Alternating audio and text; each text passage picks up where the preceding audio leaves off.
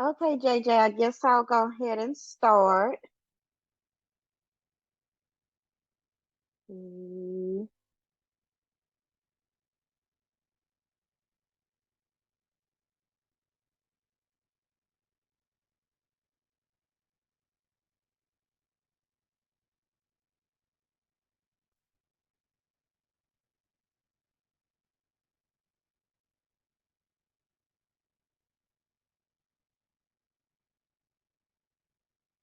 Share screen. Let me try this. Hello, hello. Can anybody hear me? Yeah. Hello, yes. Oh, thank goodness. I've been trying to talk to y'all for a bit. Thank you, Lexington. Go ahead and get started. Hopefully, we'll Okay, catch everybody else when they get here. We'll get the replay. I'm sorry I don't okay. have a bigger crowd for you, but the ones who showed up, they gonna get the blessing. Yes, and I added some more stuff from the one that we did for the big group. Let's see here. Exit. And Harta, thank you for Harita. Is it Harita? Yes, Harita? Okay, did I say it right? yes, Okay. Lexington. Okay, nice to meet you. And were you at the one that we did a couple of months ago for the big group? Or is this your first time hearing this one Um, about value no, protests? this is the first time. This is the Okay, first great time. deal. Good deal. Okay, Lee Perkins just came in. Thank you. Okay, I'm gonna go ahead and start. As we know, I don't know if y'all got y'all value notices yet, but they are starting to get mailed out. I don't know if y'all know, but they were hacked about for a month now, the Tarrant Appraisal District, and I'm just speaking on Tarrant. They had got hacked, but they're back up now. They had moved over to a new system, but everything's good now, and they're sending out the notices. So I don't know if y'all got y'all's yet, but it should be it coming in. And are y'all able to see my screen? Do Yes. you all see my screen? Okay. It says your crash course in value protest. Okay. All right. So just a little disclaimer that this is for information purposes only. I do these info sessions, free of charge, just to put it out there that you can protest your taxes. And it's just good to do it either on your homestead and or your investment property.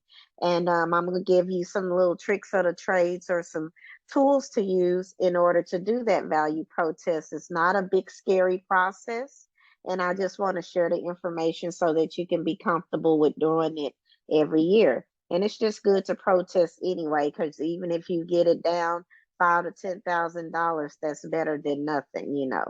So I encourage everyone to do that. So I'm not an attorney. This is not legal advice, and this is, if you have to do an appeal, then there is a way to do that. And the examples I'm giving you are real cases. So those that are not my properties will be redacted. So the Texas property code or the Texas tax code that governs this, the value protest is chapter 41. So if you have trouble going to sleep, this is a great chapter to read, but I'm gonna try to break it down in bits and pieces, for you. But this is what governs this process with the appraisal district. So the reason why they have these valuations is to formulate a budget for all of the taxing entities. And when you look at your statement, you'll see that it's generally like five of them, unless you're in a special taxing district like a MUD, or if you're in an unincorporated area. But usually you're going to have your state, your county, city, and the college district and the ISD. So those are the major ones. And so when property values are up, the rates are low. And then when the property values are down, the tax rate goes up to try to meet that budget. Their goal is to get the budget. It's the reason why they assess all the property parcels within a district or a city or a municipality. So some exciting stuff happened this last legislative session, and y'all can interrupt me or unmute yourself. This is a very small crowd, so we can just unmute yourself and just kind of interrupt me if you have a question, in between time. So don't be shy, if I'm going too fast or if I said something you didn't quite hear or understand. So some exciting stuff happened this past legislative session. So at first, our residential homestead exemption. How many of y'all are familiar with the regular homestead exemption? Okay, Lee, you saying something? You are familiar with that? Harita, are you familiar with the homestead exemption? Yes, I am. Okay, good deal. Yeah, at first it was 25, then they went up to 40,000. And this last legislative session, they went up to 100,000, which is very good because the values are going up and that will help lower your taxes. Another thing that happened, they did a compressed school district tax. They call it a compression for the over 65, so that they can, it's capped at a certain rate for people that are over 65, because they don't have any kids in school and they're not in school, so why do they have to pay high school taxes? And then the exciting thing for investors that happened is that they have a temporary 3-year, it's called a circuit breaker, where they can only go up 20% on your prior year tax assessed value, instead, because it used to be unlimited. So if you owned a hotel or a strip mall or a rental property, and it didn't have a homestead exemption, they usually could go up from 100,000 to 200 or 300 without any cap. There was no cap. So they're going to try this out for 3 years, and they can only go up 20% on non-homesteaded property. That goes for land, commercial property, and minerals, I believe. So the things that comprise is, this is kind of like the formula. You got your property tax value minus your exemptions equal your rate, and that'll equal, oops, let me go back to that. I'm sorry. I just want y'all to see this. And that equals your tax bill, and then that becomes their budget for that whole year. The taxing entities, the city, the state, and depending on how much they bill us for in the taxes will determine their rate. Their budget for that year. Because they make money off they get the money from their tax revenue so that they can offer us city services like water and roads and, all the good stuff we enjoy, police, fire. So here's the snapshot of the appraisal district. Now, a lot of people get kind of confused with the lingo, because you have several, you got market value, you got appraised value. It's a lot of different lingo that goes around when you see your tax bill. Because if you look on here, let me move something on my screen here, because I can't see my full screen. Bear with me here. Wait, oops. Let me stop share right quick. How do I get rid of this? Here we go. Okay, so start sharing.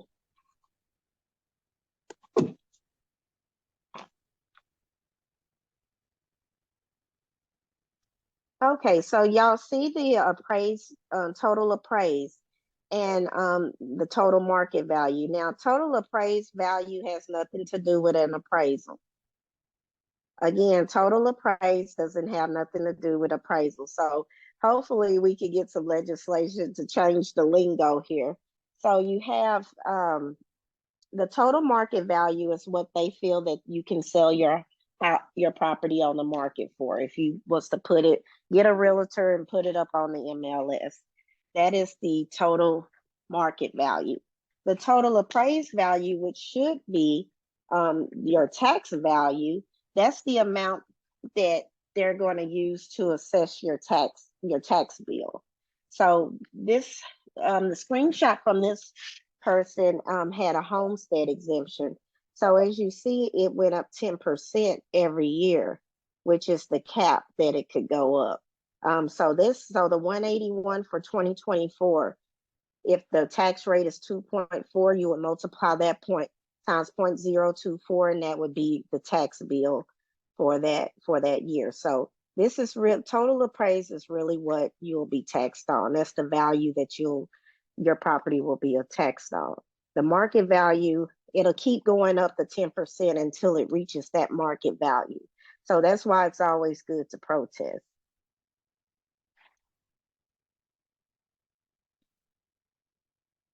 So the valuation notice, have any of y'all got your valuation notice yet? Or do y'all have one with you? I haven't gotten them yet. Yes, I got Okay. Okay, good. Is it blue or is it blue? Is it for a residential property? What color is it?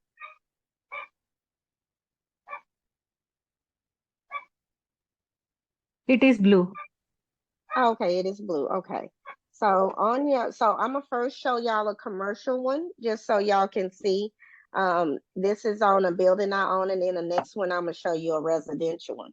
This one has a lot of information on there. On the top, it has the property value for that tax year. This one say 2023, but yours will say 2024. You have the prior year's assessment, and then you have the current year, what they're proposing. So on this one, they went up almost, what's that, 200,000 on this one. So do y'all think that I protested or no? They went from 85,000 to 290,000. So that's definitely worth a protest, right? Yes. Hello? Yes. Yes. Okay. And so when I was talking about the circuit breaker and circling back to the circuit breaker, so now this year they can only go up 20%. So with the circuit breaker, like from 80, if that was in place, 85,000, they could only go up 20% on the 85,000, which would have been like 17,000 versus 290, because they used to on commercial property go up as high as they wanted, as you can see on this example here. So yellow notices are commercial property and blue notices are residential. So the next screen, let's see here, let's play the slideshow. Okay, so on my next screen, y'all see the blue one? Are y'all seeing my screen okay? Yes, ma'am. Okay, y'all see the blue one? Yep. Okay, so this is the residential notice. It's the prior year value was 250. This is a rental, one of my clients' rentals, and it went up to 332, 227. So they definitely wanted to do a protest on this. So I'm trying to see what percentage increase that was. That was a pretty big increase there. So let's see, 332, 227, take away 250. So that was a 82,227 divided by 250. So that was a 32% increase. So that was a lot. So we did protest this one. So I'll give y'all the results of these towards the end. So this is recent on one of my other land. This is some land that I own, a residential lot. It's not under any exemption. So as you can see in real life, the circuit breaker and how that works. So it'll tell you that, hey, this was capped at 20%. So it would have went up to 26.4, but because of the law that they just implemented, it only went up to 18,000, which is 20% of 15,000. So my theory on this is, I think the circuit breaker is trying to get people comfortable enough not to file a protest.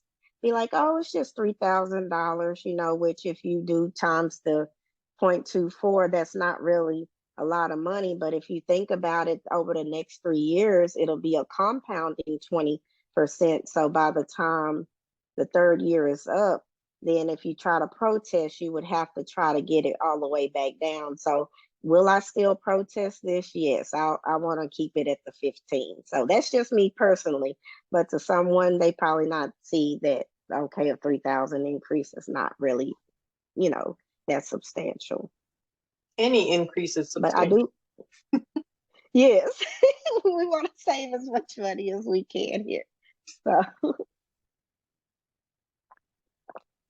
but that's definitely better than 26.4. All right, so Lexington, can I yes, ask you a ma'am. question? Absolutely. Do you help in protesting for property tax? I am a licensed property tax consultant. At this point, I do have my set clients since it's just me. But I do have some companies I can refer you to. Okay. So I'll be happy to put that in the chat or either get with you personally. Can you share your Yes. email ID or contact details? Yes, that will be at the end of the presentation. Absolutely. Okay. Yeah. Oh, yes. JJ, they're trying to sneak and lure people into the protest. Yes, with that 20% with the small incremental increases. Absolutely. That's my theory, JJ. I'm with you on that. It's So, still better than the 80% that I got last year. Oh, absolutely. And like I said on Lloyd, it's better than getting the 26.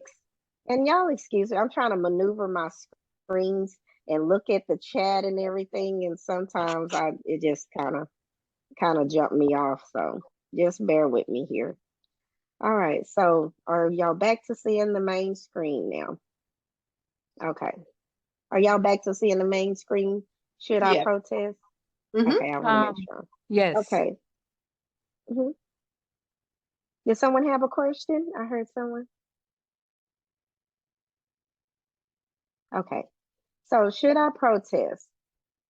So depending on the amount from the previous year, you will multiply that by your tax rate, and you can find out your tax rate, the appraisal, let's see, the Tarrant County tax or DCAT or wherever the property is located, normally have a tax estimator, and you would put in all of the entities and you can get your tax rate if you want to get a general idea of how much, once you get your value notice, if you want to see how much your taxes would be if you don't protest, like at their proposed amount, and then you can determine from there if you want to protest it or not. But I just say it's a good idea to do it anyway. Now, I have a note down here. I do have property in Hood County, Granbury. Now, last year I didn't protest on any of it, and it went up, all the values went up like double what they were the year before. But their tax rate down there on all of the entities is like 1 point. It was very low.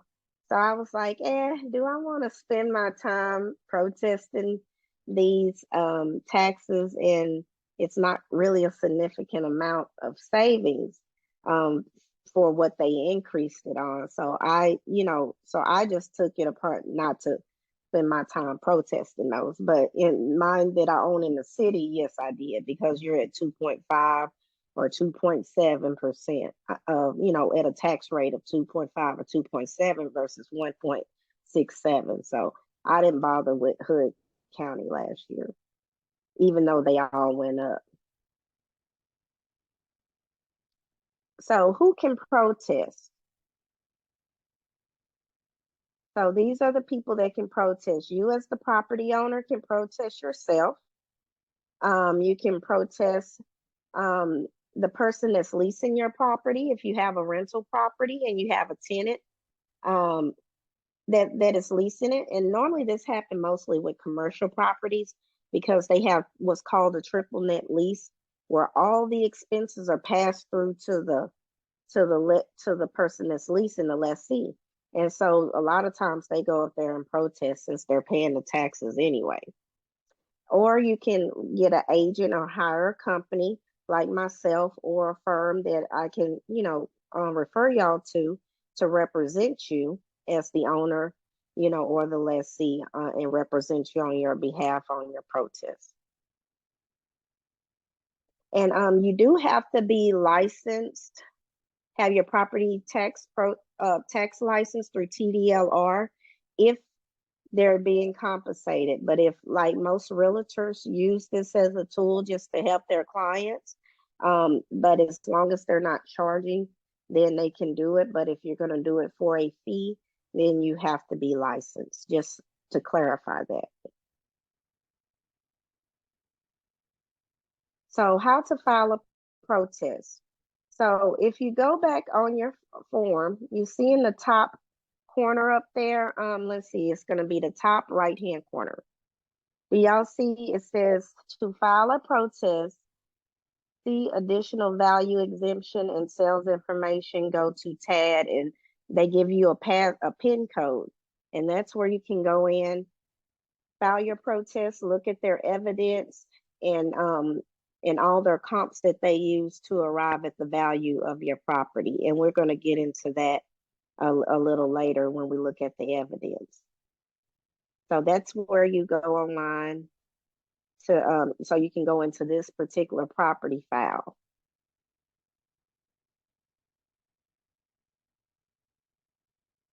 And have any of y'all protested before? Every year. Okay. Yeah, every Who was year. that? And who was that talking? Let me see. Let me get out of my screen and see who that was. And who was that was speaking? Because from my screen, I can't see my other.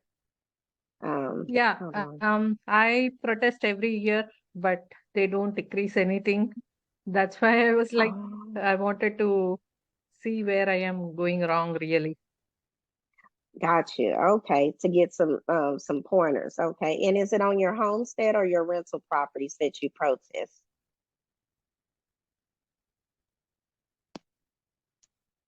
I do both. And this is You do? Lee. Okay, this is Lee. Yeah, Okay. I do on both.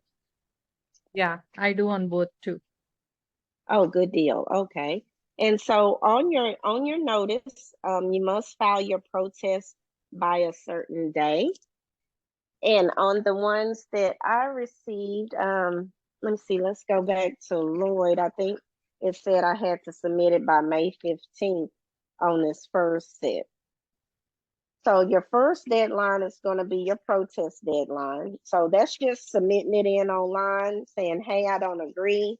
And even if you don't have any evidence, you can put in there, hey, I don't agree, and this is the amount I think it is. And then they will send you a hearing notice, and that'll buy you more. And the hearing could be 2 weeks or a month away from the actual protest deadline, but you definitely want to get it in by the protest deadline. That's the first deadline. Then your second deadline will be your hearing date. So you have like 2 weeks to a month to get all your evidence and everything together. So the type of protest, you can do a market value protest or an unequal value compared to the other property protests. And these are kind of different. So let me explain the difference in those. So a market value protest is like, the comps that they use. So when you go into there, you're going to see the comps that they use, and you're going to look at and I'm going to go in more detail. You're going to look at the comps that they use for your property, if it was bigger, if it was newer, the year built, and then you're going to try to poke holes in their evidence. And you'll say, hey, well, mine don't have granite countertops. This one has, mine have Formica, they have granite. And you're just going to see why your property would be less versus the ones that they used on the market. And the unequal comparative is going to be more of a broader scope, like hey, all the houses in the subdivision that are similar to mine were valued valued lower than mine. And so that the unequal value, you have to come with a different set of data, and it's a more analytical type, numerical type argument. And I know my friend that's an engineer, they like doing that argument, but I just don't have the time and the brain to do that when it's more intricate and more detailed. So here's after you submit your protest online, this is the hearing notice.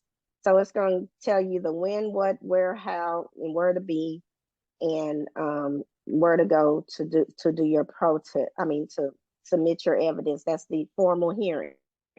So I normally click both the incorrect appraised market value and the unequal comparative amount, unequal value, because sometimes I have property that are drainage dishes or remnant pieces or that's unbuildable. And so my argument on the unequal is saying that, hey, all your comps are buildable lots, that are marketable, and these pieces are not. So that's why I say it's unequal, because it's not equal. It's not an equal comp to what they presented. So that's the gist of my unequal argument. So, but this tells you where to go. Now you can do an informal protest, which is what I love. I love going up to the dead in Tarrant County. They offer informal protests. Dallas, they offer protests by phone informals. Denton do theirs different. Each county is different, so you have to find out if you have property in Parker County or Dallas, Denton, Ellis.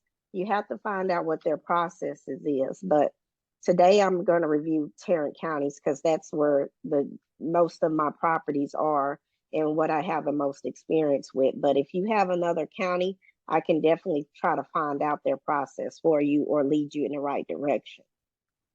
So any of y'all have property outside of Tarrant?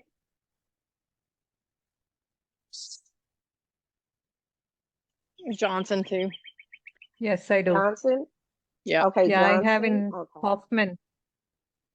Oh, Hoffman, Denton. Okay. So I've done Denton before. They were pretty organized. How is Johnson? Do they have an informal process as well? Yes, I believe so. I normally hire somebody and have them do it. But they're real stinky on giving anything. Oh, they stink. Okay, I understand. And how was your experience with Kaufman? Yeah, they're ugly too. Actually, they try to collect money for everything, actually. Oh, wow. Okay. So this is the two types of hearings I was saying, informal and the formal hearings. So Tarrant County, and you can check to see if Denton and Kaufman and Johnson offer informal hearings. So once they send you that hearing notice, anytime before that date, so let's say it's May and your hearing's not till July 1st, or if it's in if you filed it in June, and they give you a hearing that's a month out, you have all the way up to that hearing in Tarrant County to do an informal settlement. So you can go argue it with a individual appraiser at the window. And normally I take 5 cases at a time, or 5 properties at a time, and go different days of the week depending on who's there. Because some I know are nicer than others, So I'll be like, who working today, And I'll go up there and I'm like, oh, okay, such and such working. Okay, I don't want to go to their window, So I try to get the people that I actually listen to the evidence that I present. So I like the informal, because if you settle it informally, you don't have to go to the, hearing, the formal hearing, which is pretty regimented and stiff. I like the informal talking. So, and you show them all your pictures and your information. So this is where we're going to get into the nitty gritty about the evidence. So take anything that you think that will help make your case, strong. So hold on, let me go out here. And if I have to go to the web to show y'all some things, I will. Let me see if I put it in here. Yes, okay, I did. All right. So hold on, let me stop for a minute. 1 second.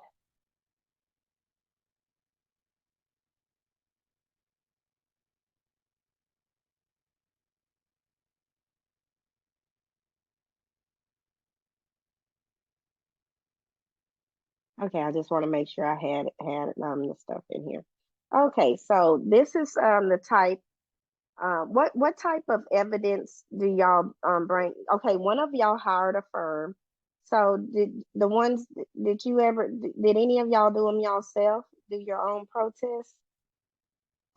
Yeah, I always do myself, but Okay, and what the kind of tax does evidence not do go you down bring? at all. What kind of evidence do you Um, bring? so the evidence is usually what the issues that I fixed for that year. I also do a comps in that area. And then I also show that it is less than Zillow price. It is less than the property comparables. Those are the three things that I do. Okay, and you use the Zillow price? Sometimes I use Zillow price. Okay, and we're gonna talk a little bit about Zillow, and I'm gonna tell you why we advise against Zillow. Um, if you have a person that's a realtor, getting them to pull their comps, the properties that they say, because normally they get it off the MLS, is how they value your property by other sales and the timing of those sales, and also you can also get a realtor to pull comps for you instead of using the Zillow price. Third party valuations are usually not really have any teeth. So when you're preparing your and that's a good, thank you for sharing that. I really appreciate it. That helps lead into this a little bit more. So I'm gonna let you know what kind of stuff to bring. So on your market value, here are some of the things you want to bring. So you want to your evidence, the strongest evidence is your closing statements, your appraisals, appraisal reports from appraisals, licensed and certified. Um, and now I really don't pay for appraisals, but if you did a refi or something like that recently on your property or did a cash out and that appraised value is less than what they're valuing your property for, then definitely use it, if it was within the time frame that I'm gonna discuss. But closing statements or HUD settlement statements are like number one. That they will definitely bring it down. So even if you bought it, they even saying now if you bought it at an auction or a tax sale, they will take that amount as the value for that following year. If you bought in the 2023, you can use that for 2024's value to argue 2024's value if you just bought the property the prior year. Photos of the condition. If you bought a distressed property and they're saying, hey, this is worth 250,000 and the home is in bad shape, you can take pictures. Pictures are worth 1,000 words. Pictures are very powerful too. So closing statements, pictures, and estimates of repairs. So if you have a contractor you use, get bids for the roof if you had a leaky roof, or if you have a crack that's in the wall. I wouldn't say, oh, there are cracks. I'll say, hey, there's evidence of potential foundation issues. If you see a stain on the ceiling, instead of saying, oh, it's a water stain, say, oh, possible, roof, leak, or, roof replacement needed, and you're going to get your bids for those repairs. Those are the strongest evidence that you can bring. Any questions on this slide? No, thank you. Okay. And then you're going to review your county's evidence. So when you get into the nitty gritty, you log in and you put in your password, they're going to have their evidence in there. So you want to definitely pull that and see what homes did and how you want to see how far it was, the size of it, the age of the homes that they're comparing your property to. Because if they're not true comparables, you want to write notes next to them why they're not true comparables, so that you can, so when you pull your comps, you can poke holes in there. You know, those will make your arguments for when you go before either informal or your formal protest. And then let's see, need to be adjusted to account for differences between properties. So yeah, that's what I was saying. So square footage features like countertops, if you have Formica and theirs have granite, the location, like if theirs is near a golf course, let's say, or a park, and yours is 3 blocks, it's in the same subdivision, but yours don't front the golf course, or if your house don't front the park, then that's a good argument there. It'd be like, hey, you got lush green space right across, and mine is further into the neighborhood, or if even if you have crime stats, I pulled crime stats before. If you have, sex offenders living close by, or if you had a lot of police activity, if you have a neighbor that's pretty active, or argue all the time, I'd pull every shot I can to try to get get it down. I've even took pictures of potholes in the street. I've took pictures of homeless camps at one of my properties, the tents that were up, and um, I mean, it's a lot of stuff I've done to try to get, and they just look at me like, oh, okay, they know me really well up there, so it's kind of funny sometimes. Anyway, I'll be pulling every stop I can, and I encourage y'all to do the same. They be like, really? Are you bringing it? Like, yeah, So don't be ashamed to bring in all your evidence. And so here's the important part, and this is really in red. I want put your listening ears on. Okay. So when you're looking at comps, their value, all our notices say as of January 1, 2024, all of our notes, that's the value that they're assessing for 2024. So when you're doing your evidence, even though your hearing is in May or June or July, you don't want to pull comps for any sales after January 1. All your sales comps need to be from December 31st, 2023 up to, I think, 18 months back.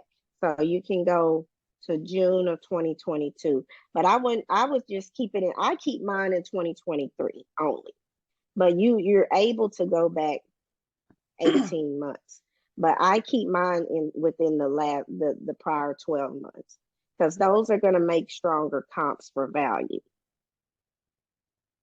And if you had a fire, or if you had a windstorm, a tornado or something, or some kind of damage to a house, a pipe bust or something like that, if you have evidence of that date, if it happened before, it has to happen before January 1st, 2024. Because if it happened afterwards, it is not admissible as evidence. So I just want to drive that home.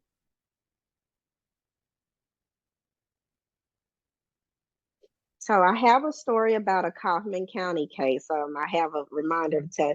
So I had a friend that bought a home, and they closed on it February 2021. So they did the value Yeah, February 2021. So they brought the value up to basically what they had purchased it for. So the value notices went out for the 2020 for the 2022 year, but they used, how did it go? Hold on, 2022. Anyway, they used the value from that sale and they weren't supposed to. So they used their sale from that year, and it was after January 1 because they closed it in February 2022. But when they sent out the notices, they tried to use that sale to increase the value. And so what we had to do is bring evidence from when they did the inspection on the home before they bought it and everything to show that the condition was of the prior year in order to get them to knock down the value. And they did get it down 20,000, but they tried to slide it in that sale that, well, you bought the house for, 160,000 in the prior year. I think the house was valued at 99,000.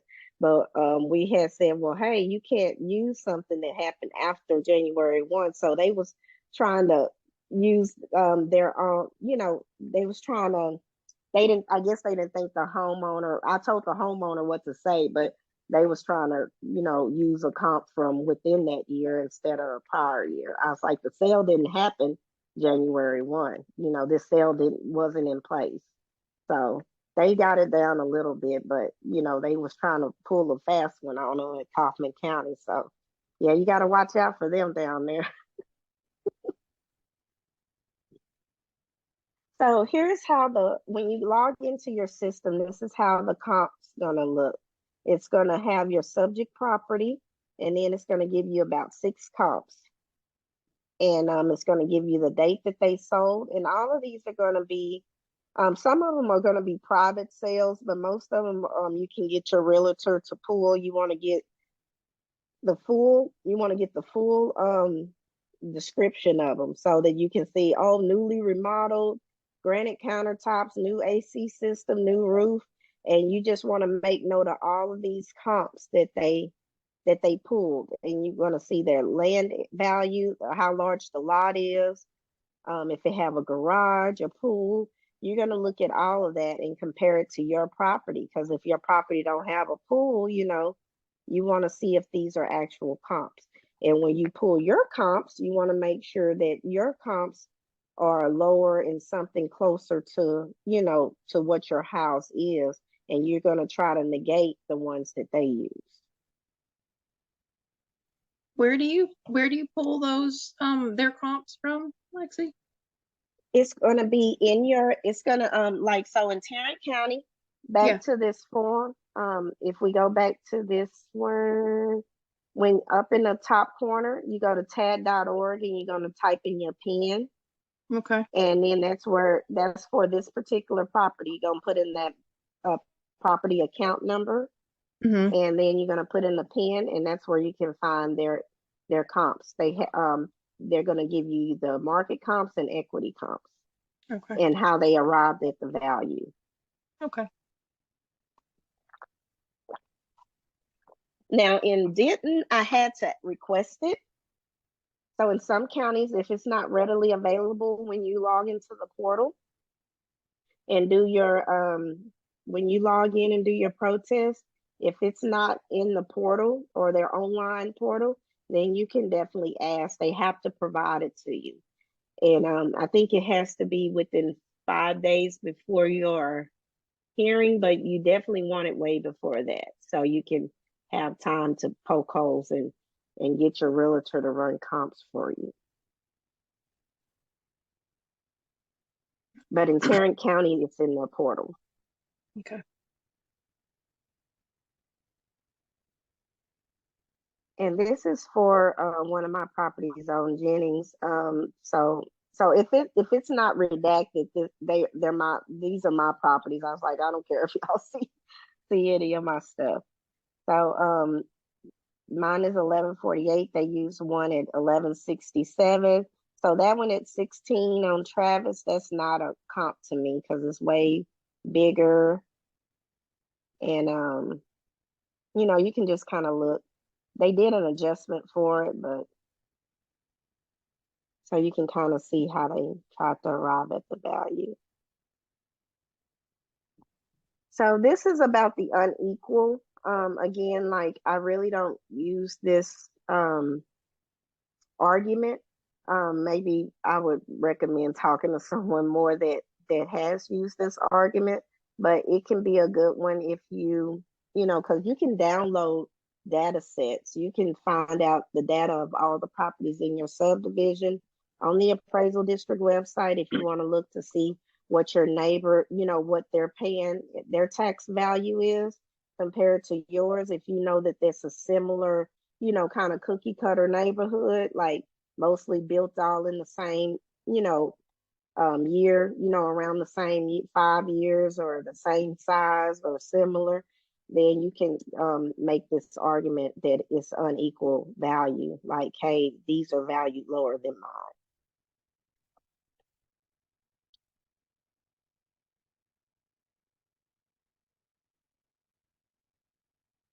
So homestead, okay, so the date of your appraisal, like I said again, is January 1. You want to make sure if your house sustained any damage, it was done before January 1. Bring your pictures, bring your quotes from your contractors, and make sure not to tell them, like, if it happened in November and it's not fixed yet, um just take pictures, timestamp the pictures. Or if they ask you, hey, is it finished, you don't want to lie, but if it's still not in good condition as of January 1, or if it hasn't been fixed, then you want to definitely bring that as evidence. Say, hey, I had a pipe bust. I'm still working with the insurance company. It's not fixed yet, or you got tarps everywhere on the roof, definitely, because all of this is open record, so you definitely don't want to um you know fib about anything. But if that's the actual condition of a home, then you definitely want to take pictures and get quotes for it. And if they ask you something about insurance, that's none of their business if you got paid or not. We just gotta be like, hey, let's stick to the value of the house, the condition of the house, okay? Redirect them back to the house in the condition. Hold on, let me go back. Uh-oh. Wait a minute, what I'm doing, y'all? Okay, here we go. So check the condition of your home. Take pictures of all the aspects of your home that you believe has an adverse impact. Timestamp your pictures. Again, cracks, is always going to be potential foundation. Bring your repair quotes. So I have another story. So New Year's Eve, I had a friend who had an electrical fire, and the home was like severely damaged. And so before the notices even went out, I went in January and I said, hey, this property had a fire. And they checked, they called, they said one moment, they went to the back, and I had the fire report. But the fire report was January 2nd or something like that. But they went back and called the city and they verified that it happened the 31st. So if that fire would have happened on the 1st or after, then that wouldn't have been a valid argument. But because I had the fire report and you have other reporting that's documented of when the fire happened, they was able to just do the land value that year because the home was totally destroyed. So that just lets you know how important those dates are. So if you have leased property, you want to bring your your leases or income statements, profit and loss statements, rent rolls, some evidence, or if you have a tenant that trashed out the house, if you could take pictures on the inside or whatever. Or you can get your property manager to try to protest it for you. They may be more persuasive with the wording and everything. And now I did ask them when I did my first protest, I'm like, hey, if it's a rental, and it's a residential home, can the commercial people hear it? Because they'll be more savvy to those type arguments. Well, this is the rents in this area is $2,000 a month, but I'm renting this for $1,500 a month, and my ROI is only this and this, so it's valued at this dollar amount. But I'm telling you, the people that are on the when you go to your formal hearing, they're normally up in age, and I like JJ know I give them nicknames. I call them Mildred and Gertrude. So Mildred and Gertrude is not trying to calculate the ROI, and they're going to be like, well, the house sold down the street for $250,000. They're not. And because one time I went in with all this information because I had a friend who had a home in Arlington Heights, and anybody know off of Camp Bowie there, Virginia Street, and Winnetka, Watonga and all those streets over there by Montgomery. It was over there by Montgomery, and the value of the houses are very high, but they're like 2-bedroom, 1-bath, mid-century 1940 built houses. So, yeah, you could try to, but it was like $1,500 a month. Yeah, you can try to do 2,000, but so 2,000 or 2,500, which would be the rent amount to try to make up, because they were valuing the home at 300,000, but it's because of the area, but not because of what you're getting. And it was a long-term tenant. So I tried to say, hey, well, it's only $1,500 a month and this and that. And they was like, well, the house down the street sold for 300. So, it only went down. I didn't really get a good deal on that one because they wasn't trying to hear my numbers. I'm just telling you. So, that's why I wanted to know if the commercial division could listen to them, but they did tell me no. I did put that email and that question in, and they said no. So again, the pictures and the quotes and everything might be better even on rentals, but you can try to do the argument. Maybe you'll get a different set of people that'll listen to that, but I know when I tried to make that argument, Mildred and Gertrude wasn't hearing it. So they just said the house down the street went for 300. So the negotiation do's and don'ts. So evaluate appraisal district's evidence. Look at the condition of your comps if it's newly renovated, granted Formica, pools, amenities, what it's nearby, if it's nearby a factory or a drainage ditch and it flood, or if you have if you have a drainage issue on your property compared to the ones that they have, you want to look at your sold comps,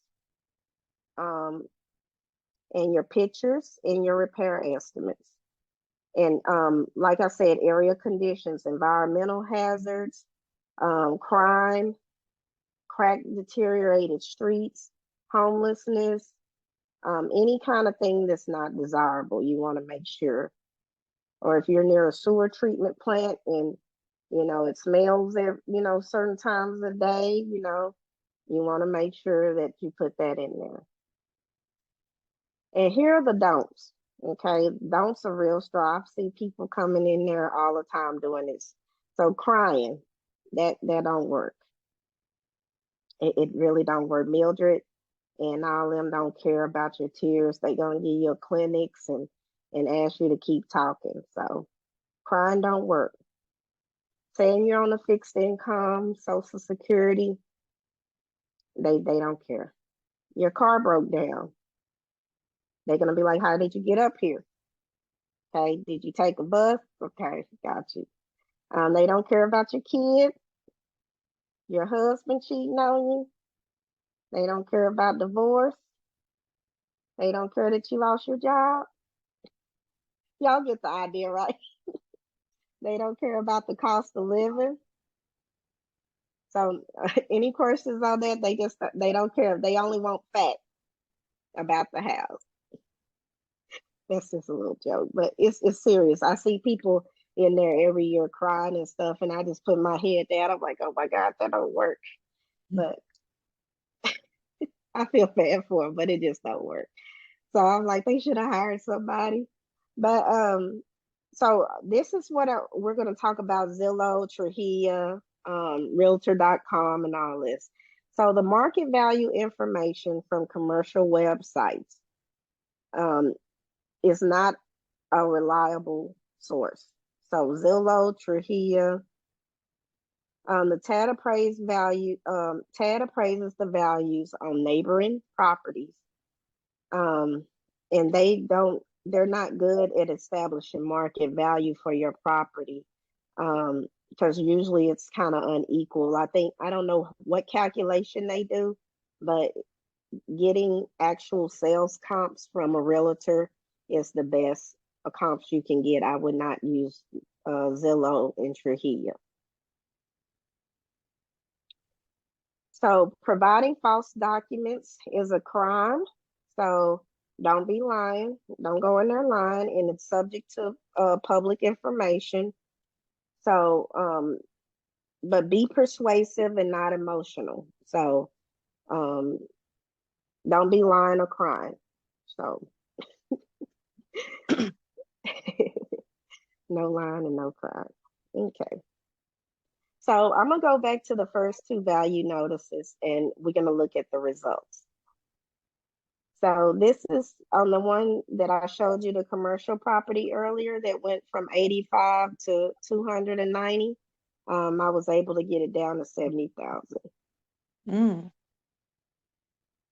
So the property had major issues. These were some of my arguments and that they put down. It was vacant. It was a commercial property that wasn't leased out. It wasn't making income, and it had a drainage easement. So when we have a heavy rain, I had showed them pictures of where the water pooled up to the steps, and so it's kind of like flooding. So they were able to knock it down with the evidence I brought. And I took pictures of the homeless sleeping on the porch too. So they got everything. Get them, girl. They got it.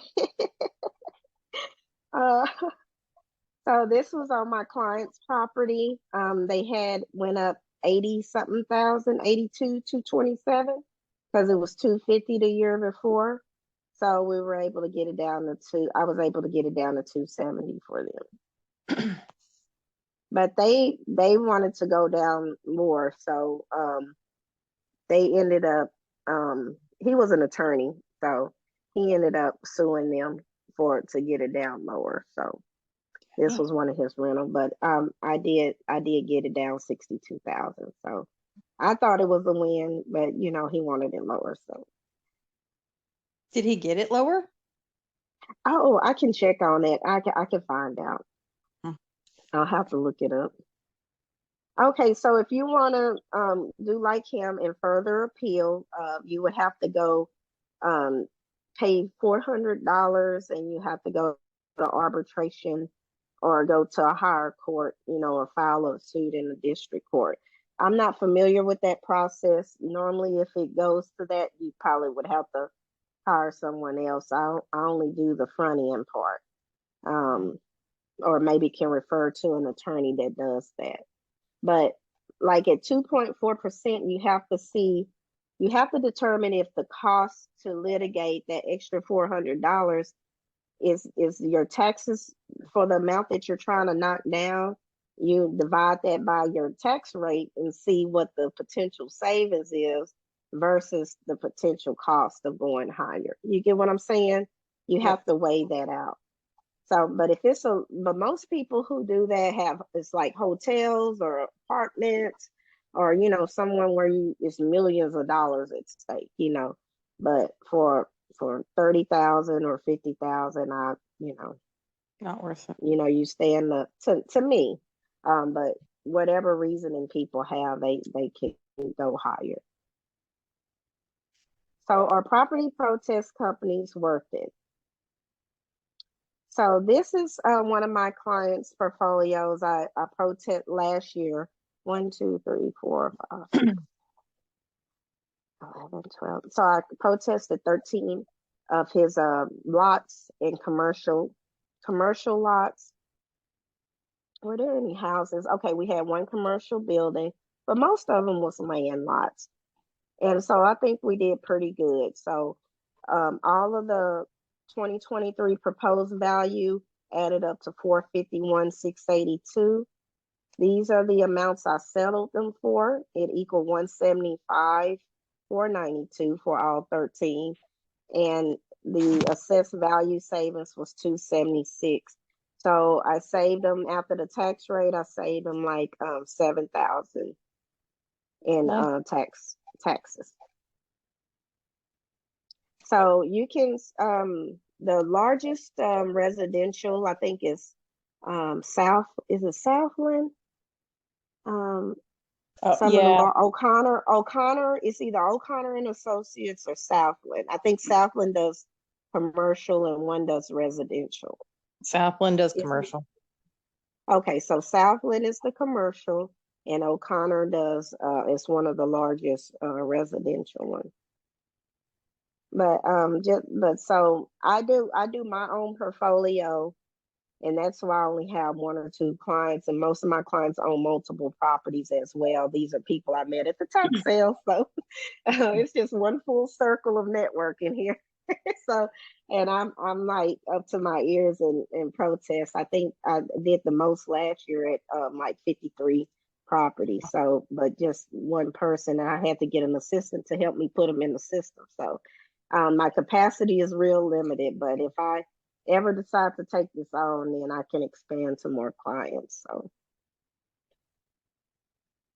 So bonus tips, and then this is the all time we can have discussions or ask questions, but I just wanted to tell y'all a little bit. The tax code, okay, Baldwin, let me tell y'all that story. So I had bought a property at the tax sale. Now, usually they didn't take deed prices from auctions, or when I bought stuff at the tax foreclosure, they was like, well, that's not an arm lease market transaction. So they was like, no, you only got it for that price because it was at a foreclosure sale. So back about 2019, 17, I used to argue with them, and then they'll do it slightly higher than what I bought it for, because it's public information. And so on my protest hearing on Baldwin, I bought it for $23,500 at the tax sale. And they had it up to $88,000 that following year. So I took in my deed and everything, and I was like, well, I bought it for this amount, and the redemption, you can redeem it within they have up to 2 years to redeem. The first year 25%, and the second year 50%. So Mildred didn't understand that, and she like, well, it's $88,000 in the house around the corner sold for $98,000. So you're doing good at $88,000. You need to take $88,000. And I was like, well, no. Hold on 1 second. My deal went out. Yeah. Hold on, my speaker. 1 second, y'all. Disconnect. Bluetooth. Disconnect. Okay, my apologies. My earpods went out. Can y'all hear me? Yeah, yes, ma'am. Okay, I'm sorry. My AirPods went out. The battery went down. Okay, so they was like, I said, well, I said it's a mandated redemption period on these tax foreclosures. So I can't sell this on the open market for $88,000. I'm under a redemption period. And so they got out their calculators. They did the 25% and the 50% on the second year. And so I was able to get it to 40. And I argued that same argument both years, and they kept it at 40 for 2 years. So it wasn't a 23.5 that I wanted, but I still think it was a win from 88 or 98,000. So yeah. Then the easement, there was a drainage ditch. One of my friends bought a drainage ditch at a tax sale. Didn't do their research. They should have took one of my classes. A drainage ditch? He bought a drainage ditch. Poor baby. Anyway, so it was a townhome subdivision. That's why I'm saying these story times are so fun. You get to learn a lot of stuff on these story times, honey. So the baby bought a drainage ditch, right? So I went up there and they had it at 29,000. Hold on, let me see here if I can turn on my camera.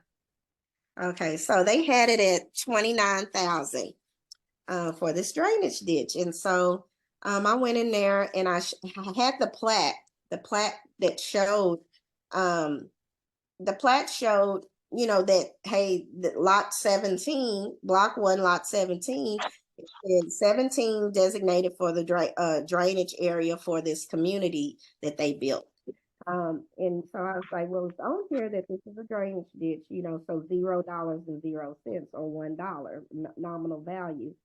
So they argued back and forth. So Mildred at the hearing said, I'm sure he's getting minerals, you know, so with the minerals, you know, they like 5,000, so I can only get it to 5,000, but from 29,000 down to 5,000 was good. So when I protested this year, I'm gonna definitely try to get it down to the nominal value, because they was like, well, it means something. It's helping the people in that community, you know, the townhome community, but it's not marketable property. You can't sell that on the open market to anybody. It wouldn't be worth anything to anyone else. So, so I'm gonna still work on that one, but I got it down to landlocked. I had a client, you know, the same client bought some landlocked property, so I was able to get that lowered. Cell tower, I had a erroneously permitted cell tower that's being put up behind one of my lots, and I was able to get the value knocked down. I was like, that cell tower is blocking, and I showed them the ordinance that nothing couldn't be within a 250 square foot area of a residential district, and my property was zoned multifamily, and I was like, that's residential. And, you know, I was able to get that knocked down too. So they was like, gee, you know, the guy's eyes rolled back in his head. He was like, how you come up with this stuff? And so they called the city and verified that it was permitted erroneously. They can go back and check. That's why you want to tell the truth and have your facts ready, so that if they try to check it, then they'll see that you're telling the truth and knock the value down. Fire reports, code violations, crime stats, and neighborhood characteristics. So I've used all of those. Took pictures of like I say, I take pictures of potholes, homelessness, everything. And so if you want to be like Mildred and Gertrude and serve on the board, they are looking for people. They pay $185. This is just some extra stuff because I might do this and get on people's nerves when I retire, you know. When I get over 65, I'm gonna just give everybody heck, you know. Everybody value gonna be low. I was like, oh, I believe them. Get down and drop it down. You know, they were like, you know. So they pay $185 a day. You have to be available like 6 days a week or whatever, because during the season they're really jam-packed, you know. And they looking for people with law degrees, CPAs, realtors, brokers, appraisers. They looking for all the smart people they want to serve. And this is the application. And you have to be appointed by a judge, I think. I mean, appraisal district, chief of, you know. But I think it'll be something good to do if you retired and just want to make some extra money and hear people all day, you know, crying and protesting their taxes. So any questions and here's my information for Harita. You can shoot me an email and I can give you some resources or whatever. Okay, Sure. I'm no longer with Northern Crane. I do need to update that. I'm an individual broker now, but I still do residential, commercial property. I'm mostly investment. I also help developers. I do permit routing. I do rezoning, platting cases. So I'm like an overall consultant. Property protests, I help with homestead exemptions. And my neighbor here next door to me, I know they asked me for appraiser one year. So I wasn't being nosy, but I was trying to help. That's why I was looking up, and I seen they didn't have a homestead exemption. So last year around November or October, I had said, hey, fill out this form. I just went over there and told them what to do. I was like, hey, y'all and I highlighted, fill out this form, take it down there. They like, oh, okay. And they ended up getting some checks back for the prior 2 years.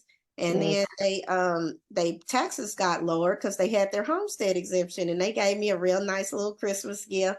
So I'm always trying to help people. If y'all know people that need their homestead exemption or don't have it, I'll help them fill out the paperwork too. So that's my part of giving back. So any questions? No, thank you. Do we need to go back over anything that I kind of whizzed through? Not from me. No? No. Okay. Did JJ leave already? I just, Actually, I have a question, Lexington. yeah, she did. Usually how much do they charge for filing for protest? Okay, for the value protest, normally it's half of the savings. Okay. Yeah, it'll be one half Okay. of the savings. So like on sheet that I showed with my client, 1 second. So on this one, it would have been half of the 71. So it would have been like 3,000. So he saved 71.8. Okay. So my fee would have been like Okay. 3,000.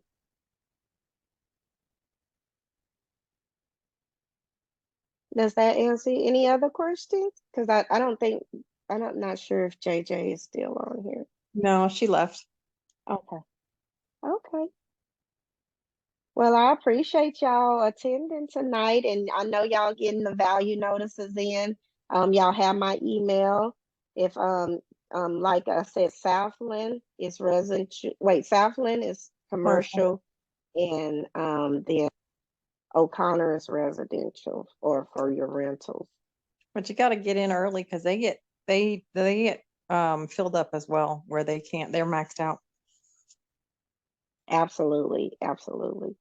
So if y'all think of something, just shoot me an email, and I appreciate y'all tonight coming. Thank you for putting on the presentation. We appreciate it. No problem. You have a good evening, ladies. You too. Bye. All right, bye.